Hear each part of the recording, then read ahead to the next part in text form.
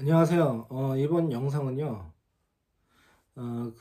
원장님께서 질문을 하신 내용 중에 제가 얼마 전에 포스팅을 한 내용이 있어요. 제 블로그에. 그런데 그때 제가 학원에서 사업으로 이제 바꾸면서 그 단계별로 어떻게 했는지에 대해서 말씀을 드린 적이 있습니다.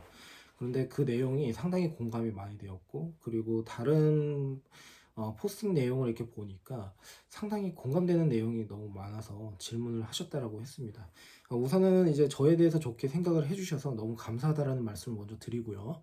그리고 이제 질문하신 내용에서 이제 어떻게 각각의 단계별로 제가 나누기는 했지만 그러한 생각을 이제 하게 된 계기가 무엇이냐, 그리고 이제 나이도 훨씬 어려 보이는데 어떻게 그 어린 나이에 그렇게 생각을 할 수 있었느냐라는 말씀을 하신 적이 있어요. 그래서 제가 거기에 대해서 이제 말씀을 드리려고 하는데요.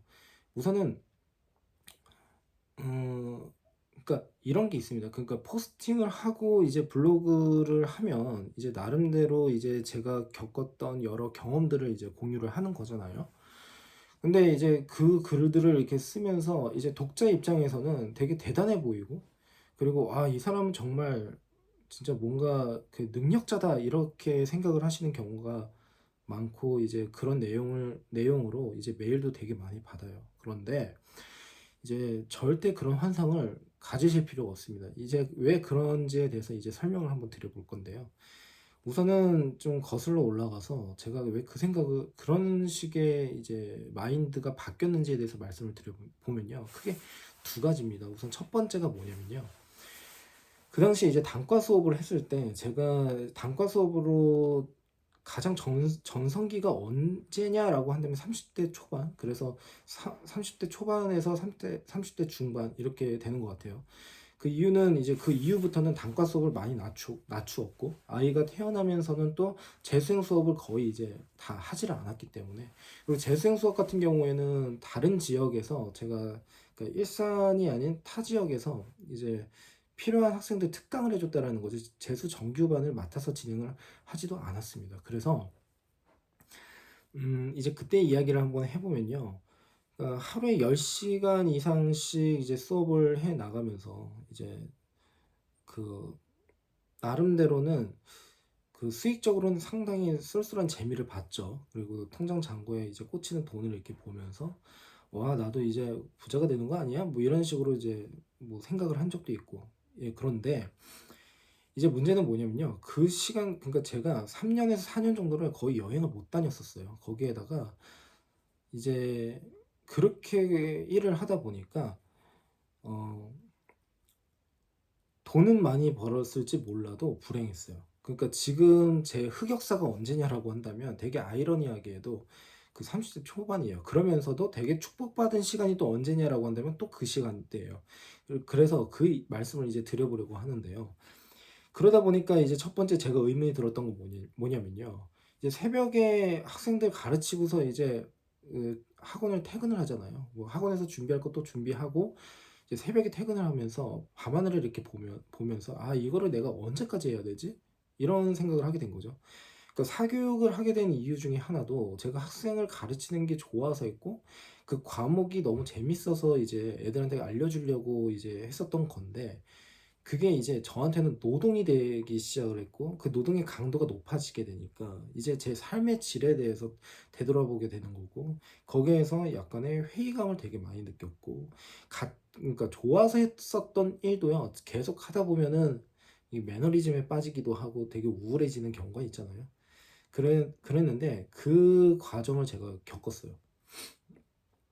근데 이게 참 그런 게, 그런 우울감이 있고 그리고 나름의 막 그런 매너리즘에 빠졌음에도 불구하고 그걸 안 하면 또 욕을 먹잖아요. 그리고 수업이라고 하는 게 약속인데 그걸 하기 싫다고 해서 그냥 뭐 안 한다, 뭐 안 한다거나 뭐 이래 버리면은 그것도 또 도리상 아니고요. 그러니까 결국에는 그 모든 그 일련의 과정들이 저한테는 상당히 압박감을 주기 시작을 했습니다. 그래서 체력이 너무 약해지고 너무 힘들고, 그래서 첫 번째 제가 생각을 했었던 건 '체력의 한계에 부딪혔다.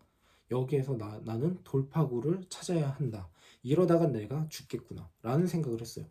두 번째는 뭐냐면 대치동에서 학원을 하셨던 분이라면 다 아시겠지만 제가 처음에 학원했던 데가 강남 쪽이거든요. 그래서 그 지역에서 여러 학원들을 좀 했는데 문제는 뭐냐면 처음에는 학원 하나를 했을 거 아닙니까? 그런데 이제 대치동이나 이런 데 이제 부동산 매물이나 이런 거를 보러 가면 이제 저 자리에 원래 되게 괜찮은 학원이 있었는데 어디로 갔지? 라고 이렇게 보면은 그 학원이 없어졌어요. 예. 되게 잘 나가는 것 같은데 없어지거나 아니면 리뉴얼을 한다거나 뭐 이런 식으로 한다라는 거죠. 그러니까 제가 제 입장에서는 진짜 와 엄청난 이제 교육기업 뭐 메가스터디 정도가 되지 않는 한은 이게 제 직업에 대한 어 미래에 대한 불확실함. 예, 그게 조금 더 커졌다라는 생각이 들어요. 그러니까 어린 나이는 아니죠. 30 대니까 그 나이에 봐도 '아 이거 이러다가 나도 저런 사정이 되겠구나.'라는 생각을 많이 했었어요. 그래서 이제 두 가지인데요. 우선은 아까 말씀드린 대로 체력의 문제, 그다음에 두 번째는 그 직업에 대한 불안감. 네, 이런 게 있었다라는 거죠. 그래서 이 두 가지 때문에 제가 사업을 이제 하게 되었다라는 말씀을 드릴 수가 있어요. 그래서 뭐 장기적인 안목을 가지고서 난 이렇게 할 거야라고 하는 것을 제가 포스팅을 통해서 말씀을 드렸지만 이제 동기라고 하는 거 그리고 핵심적으로 그런 생각을 발상을 하게 된 이유는 정말 사소하고 되게 되게 뭐라고 해야 될까? 되게 단순한 사고에서 시작이 됐다라는 말씀을 드릴 수 있을 것 같습니다. 그래가지고 이제 제가 먼저 했었던 것은 뭐냐면 단과 강의 중심으로 저 중심으로 그러니까 원장 중심의 수업을 이제 강사를 모집을 해가지고 이제 어, 그 배정을 했다라는 거가 되겠죠. 학생들을요. 그러면 이제 두 가지 문제가 발생을 해요. 어떤 게 있냐면 제가 여기에서 이제 그런 말씀을 드릴게요. 만일에 사업을 한다라고 하는 입장으로 가게 되면 우선 욕심을 내려놔야 돼요. 그러니까 뭐냐면 본인이 다 먹겠다라는 생각을 하면 안 돼요. 물론 여기에 대해서 제가 동업에 대해서도 이제 말씀을 나중에 뭐 드릴 수 있으면 드릴 텐데 그런 상황이랑은 좀 다르게 저는 우선은 제가 너무 힘드니까 제 중심적인 생각을 한 거죠.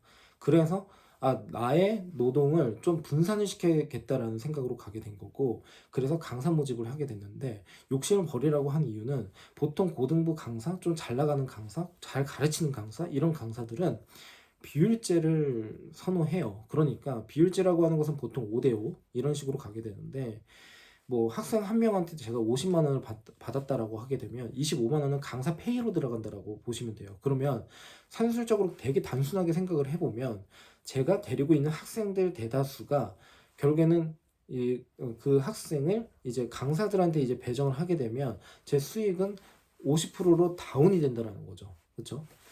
그러면 이제 여기에서 여러 고민이 생긴다라는 거예요. 뭐냐면 다시 또 그렇게 하려고 했더니만 배가 막 아프고 뭐 왜 내가 굳이 이렇게까지 해야 되지? 라는 좀 더 고생을 차라리 내가 하는 게 낫지 않을까? 라는 생각을 하게 되면 이제 뭐 혼자 하면 됩니다. 예, 그걸 다 감내를 하면서요. 그래서 1인 사장의 가장 큰 덫이 뭐냐면요. 특히 1인 사장에서 잘 나가는 그런 그런 사장님들 같은 경우에는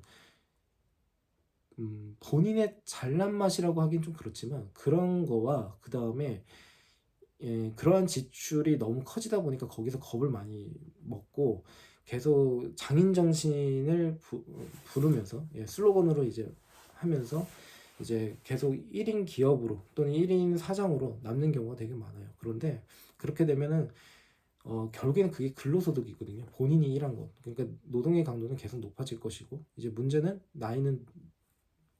나이를 먹으면서 늙게 되는데 결국엔 체력의 한계에 분명히 봉착을 하게 될 거고 그러면 그때 가서 뭔가 새로운 도전을 해야 된다라는 거죠. 그런데 그게 너무 늦어지면 너무 부담스럽고 그리고 늦어진 상황에서 그게 실패가 되게 되면 또 부담은 더 가중이 돼요. 그러니까 이제 그런 거는 이제 개인의 선택으로 가야 된다는 생각이 들고 그다음에 이제 두 번째로 이제 말씀드릴 수 있는 것은 제가 그 직업에 대한 불안함을 이제 느낀 것 중에 하나는 뭐냐면, 이제 강남이 다 그런 것은 아니지만, 이제 상가 월세, 그러니까 임차인으로서 들어가게 되면 이 월세 부담이 상당히 높아집니다. 그러니까 학원을 차렸을 때 처음부터 이렇게 잘 되는 경우가 되게 많지는 않잖아요. 그래서 그러면 이제 재테크를 해야겠다라는 생각을 하면서 그때 모아놓은 돈을 가지고서 강사 모집도 하고 그게 동시에 일어났는데, 이제 상가 매물 같은 것도 막 알아보러 다니고, 그리고 아파트 빌딩, 그 다음에 뭐 빌딩이라고 해봐야 아주 큰 빌딩, 으리으리한 빌딩, 이런 거를 말씀드린 게 아니라 꼬마 빌딩, 그러니까 월세 수익을 위해서, 그리고 또 상가에 대해서 이제 좀 관심을 기울이게 되었죠. 그러니까 부동산 전체 포트폴리오를 제가 구성을 할 때 실은 상가 비중이 상당히 높았어요. 왜냐하면 그 월세에 대한 강박증이 좀 있다 보니까, 그래 나도 좀 건물주가 돼봐야지 이런 생각을 했었던 거죠. 그런데 실제 상가를 사보신 분이라면 아시겠지만 이게 생각처럼 그 수익이 아주 짭짤하다, 높다 이런 게 없습니다. 정말 통건물을 전체를 가지고 있지 않는 한. 근데 통건물을 다 가지고 있다고 하더라도 전체 들어간 비용에 비해서는요, 어, 그 수익이 그렇게 높은 편이 아니에요. 예를 들어서 제가 예전에 처음에 상가를 샀을 때 상가 수익이 한 3천만 원 정도가 나왔어요. 그런데 생각을 한번 해보면 그 상가 전체를 사는 데에 들어간 돈이 있을 거 아닙니까? 그런데 실질적으로 저한테 남는 게 세금 떼고서 3천만 원이 정확하게 되지는 않았는데, 이제 학원 하나를 잘 해놓으면 순이익으로 3천 원 이상은 찍는 경우가 많았거든요. 그러니까 제 입장에서는 이게 들어간 돈보다 너무 이제 실속이 없다라는 생각을 되게 많이 했었죠. 그러다 보니까 부동산이라고 하는 것을 장기적인 안목으로 봐야 되는 부동산이 있는가 하면 단기성을 가지고서 봐야 되는 그런 부동산도 있겠구나라는 생각을 하게 되었고, 그때부터 상가 비중을 상당히 줄이기 시작을 했어요. 그래서 이제 그렇게 줄이면서 이제 생각을 한 게 또 뭐가 있냐면, 그러면 학원을 하자 차라리, 이렇게 된 거죠. 근데 또 이제 학원을 여러 개를 운영을 해보신 분이라면 아시겠지만 학원은요, 사람을 상대로 하고 학부모를 상대로 하기 때문에 상당히 열정적이어야 돼요. 그리고 그 열정이라고 하는 건 뭐냐면 결국에 헌신을 해야 되거든요. 나의 시간을, 나의 영혼을 갈아 넣어야 됩니다. 예, 그렇잖아요. 그렇죠. 예, 그러니까 이제 문제는 뭐냐면 2개 이상의 학원을 하게 되면 제가 왔다 갔다 이제 할 수 있는 여건이라고 하면 상관이 없는데, 그게 아니라고 한다면, 또는 각각의 원생수가 늘어나기 시작을 한다라고 하게 되면 그때부터는 통제가 불가능해요. 예. 그러면 제 입장에서는 어떤 생각을 또 하겠어요? 당연히 나 너무 머리가 복잡하고 너무 피곤한데, 이것도 너무 피곤해지는 거예요, 갑자기.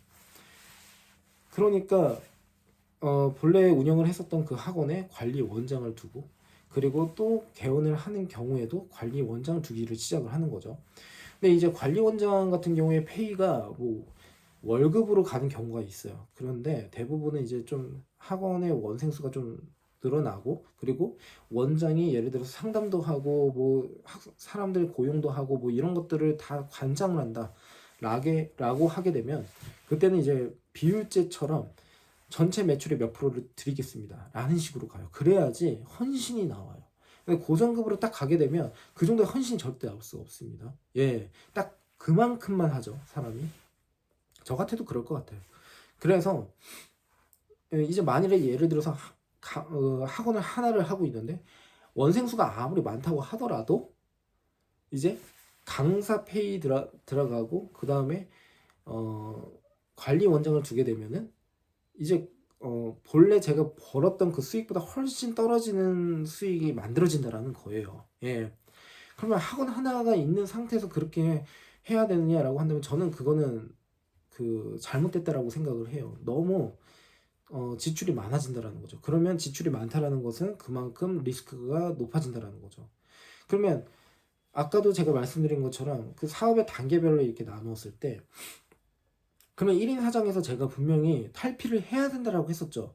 근데 학원이 하나인 데에서 탈피를 하고는 싶죠. 그러면 그 하고 했을 때에 줄어드는 수익과 그 다음에 학원 하나만 의존해서 제가 생계를 꾸려가는 거는 참 어떻게 보면 되게 불안하니까 이걸 보완할 수 있는 대책이 또 하나가 필요하다라는 거예요. 예. 그래서 학원을 하나 더 하게 된 거고, 그래서 부동산이나 뭐 주식이나 뭐 코인이나 뭐 이런 것들에 대한 투자도 조금씩 했었던 거고요. 그래서 참고로 저는 주식과 코인의 비중이 그렇게 많지는 않습니다. 예, 거의 부동산 쪽으로 많이 갔고, 이유는 되게 단순한데, 주식과 코인을 해보신 분이라면 아시겠지만 그거 계속 들여다보게 되는 거잖아요. 아무리 적은 돈이 들어가도. 그러니까 그게 짜증이 나더라고요. 그래서 이제 정말 필요한 경우에 사놓아서 좀 장기적으로 갖고 가도 괜찮겠다라는 판단이 섰을 때만 이제 주식과 코인에 손을 댄다라고 생각을 해주시면 되고, 안정적인 자산이라고 하는 게 그나마 부동산이니까 부동산 쪽으로 조금 더 치중을 했었던 것도, 예, 그런 생각을 했었던 이유도 그것 때문입니다. 그래서 이제 그러다 보니까 학원이라고 하는 걸 이렇게 하다 보니까 이제 저한테 어떤 자신감이 좀 생겼냐면 이런 거예요. 그러니까 참 이게 아이러니한데, 제가 지금에 와서 좀 그, 그 고백을 한번 해볼까요? 그러니까 제가 지금 일산에서 학원을 운영을 하고 있는데, 보통 관리 원장 중에서 되게 잘 해주시는 원장님들은 제 학원보다 훨씬 잘 돼요. 예, 그러니까 특이한 거죠. 신기한 거고요. 그러니까 제가 그때 어떤 마인드가 생겼냐면, 아, 나보다 더 전문가가 많고, 그리고 나보다 더 섬세하고 관리를 잘 해주시는 분이 있구나. 그걸 우선 인정했어요. 그래서 두 번째는, 아까 첫 번째가 그거였잖아요. 우선은 뭐 체력이나 그 다음에 뭐 직업에 대한 불안정, 이거는 개인의 생각이고, 그리고 저만의 문제점을 해결하기 위한 방향으로 갔다라고 생각을 하면 되고, 이거를 하기 위해서 욕심을 버리라고 했었고요. 그 다음에 두 번째가 저는 인정을 해야 된다라는 말씀을 드리고 싶습니다. 그러니까 인정을 안 하고 내가 다 잘해 이런 식으로 가게 되면 사람을 쓸 수가 없어요. 그리고 내가 그 사람보다 위에 있다라는 개념으로 가게 되면 그 사람을 믿지를 않아요. 또 그러면 저만 또 피곤해져요. 그러니까 사람을 고용을 한 이유가 명분이 명확해야 된다라는 건데, 모집은 했는데 그걸 또 못 믿어가지고, 그리고 또는 성장할 수 있는 나름의 시간이나 아니면 제 입장에서는 나가는 지출을 통해서 좀 투자를 한다라는 개념으로 가야 되는 건데, 불안불안한 거죠. 아, 저 사람이 잘할 수 있을까? 뭐 이런 식으로요. 근데 결국에는 뭐냐면, 그런 것을 인정을 해서 정말 아닌 사람은 어쩔 수가 없지만 어지간해서 이제 그 매뉴얼이나 이런 것들을 계속 의논을 해 나가면서 그분 나름대로의 그 경영 철학이라고 하는 게 있을 거 아닙니까? 그러면 그거를 좀 인정해주고, 그리고 제가 배우려고 한다라는 거죠. 그래서 실제로 제가 직접 운영을 하는 학원보다 더 잘 나가는 학원들이 훨씬 많아요. 예. 그래서 잠깐 다른 이야기를 한번 해보자면, 이런 게 되게 궁금한 거죠. 그 사람들이 뭐가 아쉬워서 왜 그렇게 그 일을 하고 있느냐. 이유는 되게 간단해요. 사업주가 제가 되지만 학원이 망했다고 해서 그 사람이 망하는 게 아니에요. 예, 그 사람은 그동안에 벌어놓은 수익을 좀 탄탄하게만 만들어 놓으면 학원이 망했을 때 다른 데로 이직을 한다거나 뭐 다른 일을 할 수가 있는데, 이제 그 모든 비용적인 것의 감당을 이제 제 스스로 해야 되는 거잖아요. 그러니까 그런 데에서 안정감이 있다라는 거죠. 그리고 고수익이고, 그러니까 그 학원을 떠나지를 않는 거예요. 그만큼 저는 또 더 신뢰를 하고, 그리고 더 맡길 수가 있다라고 생각을 해주시면 되고, 그 신뢰에 대한 내용은 나중에 가서 또 말씀을 드리는 것으로 하고요. 그래서 말씀을 드리자면 딱 요 정도 선까지 이제 말씀을 드릴 수 있을 것 같아요. 그래서 대단한 발상과 역발상, 그리고 엄청난 뭔가의 아이템이 있어서 이렇게 하면 되겠다 막 해가지고 막 이렇게 진두지휘 해가지고 막 나아갔다 이런 식으로는, 예, 생각을 안 해주셨으면 합니다. 그렇게 대단한 생각을 뭐 하지도 않았을 뿐더러, 뭐 힘드니까 그거 힘든 걸 해결을 하기 위해서 이렇게 해야겠다. 그런데 이렇게 했을 때 이런 약점이 있으니까 이 약점을 보완을 해야겠네. 그러면 이렇게 해야겠구나. 뭐 이런 식의 생각을 했을 뿐이지, 예, 저보다 훨씬 대단한 사람들이 워낙 많다 보니까 뭐 제가 명함이나 내밀 수 있을지 모르겠어요. 그래서 제가 설명드릴 수 있는 것은 딱 이 정도에서 마무리를 하는 것으로 하고요. 그 원장님들에게 이제 끝으로 말씀드리고 싶은 것은, 그러니까 관점이라고 하는 게 저한테서 시작하는 관점이 있죠. 제가 보는 그 시야에서 볼 수 있는 그 관점. 그런데 어떤 사회 현상이든 나한테 일어나는 문제점에 대해서 제 입장에서도 생각을 하고 그거를 제3자 입장에서도 한번 생각을 해볼 필요가 있고, 저는 제3자 입장에서 많은 생각을 해보라고 그 조언을 드리고 있어요. 그래야지 제가 제 입장에서 합리화가 되었었던 것이 실제로는 그게 잘못된 관행이었고 잘못된 부분이었다라고 하는 것을 또 확인할 수가 있거든요. 예, 그래서 쌍방향으로 여러 하나의 현상을 여러 방면에서 보려고 뭐 노력해라. 뭐 예, 약간 추상적인 내용이긴 하지만 네, 그런 식으로 한번 예, 생각을 한번 해보셨으면 합니다. 예. 그래도 뭐 도전하시는 일에 예, 항상 영광이 따라줬으면 좋겠고 예, 그리고 많은 도움이 되었으면 합니다.